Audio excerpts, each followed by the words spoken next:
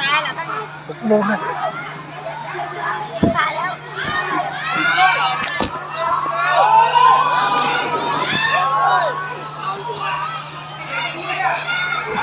มึงระวังตัวไว้เลยไอ้เสื้อแดงนะ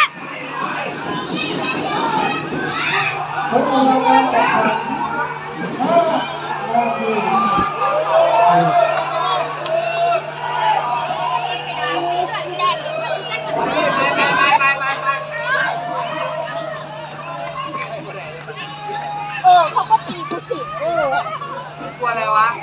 เอ้าเป็นหญิงนะกลัว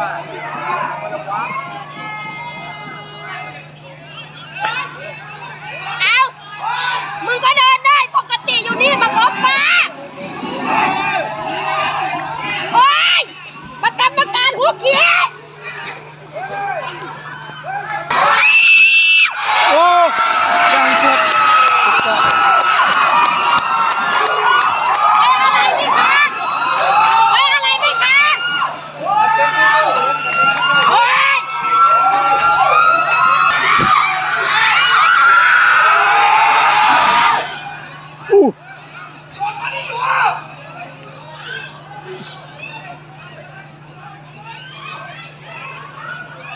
อู้